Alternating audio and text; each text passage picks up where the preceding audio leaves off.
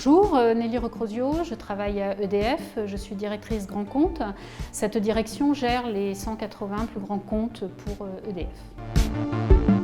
Alors aujourd'hui, on parle beaucoup de décarbonation. L'Europe a effectivement de grandes ambitions en la matière, de neutralité carbone à horizon 2050. La stratégie nationale bas carbone de la France s'aligne bien évidemment dans cette stratégie-là. Et donc les industriels, qui représentent environ 80 millions de tonnes d'équivalent CO2 d'émissions annuelles, 20% environ du pays, s'inscrivent évidemment dans cette stratégie. Alors ils sont tirés par ces ambitions, mais ils sont tirés également par leurs clients qui réclament de plus en plus de produits bas carbone. Ils sont tirés par l'économie également, parce qu'il ne faut pas oublier que la tonne de CO2 coûte et va coûter de plus en plus cher à l'avenir. Et puis ils sont tirés également par leur reporting développement durable, environnementaux, extra-financiers, qui les conduit à publier leurs objectifs et puis leurs résultats de bilan carbone également sur leur périmètre. Eh bien, pour décarboner, schématiquement, nous disposons de 3 grands leviers.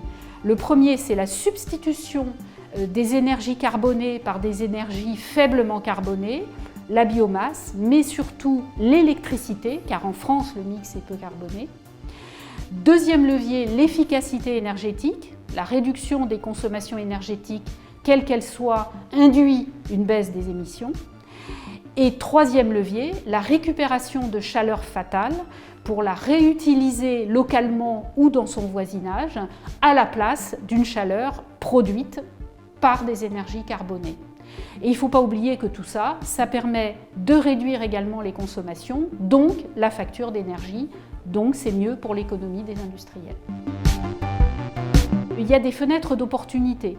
D'abord, on sait qu'entre 2020 et 2025, beaucoup d'équipements vont être renouvelés.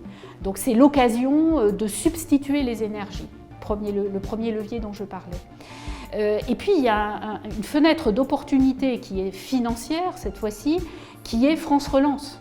Le gouvernement a lancé ce plan de relance suite à la crise sanitaire et il existe donc des guichets avec un certain nombre d'appels à projets dans lesquels les industriels peuvent déposer des projets de substitution, d'efficacité énergétique, de récupération de chaleur fatale pour les faire en partie financer par ces subventions publiques. C'est le moment d'investir.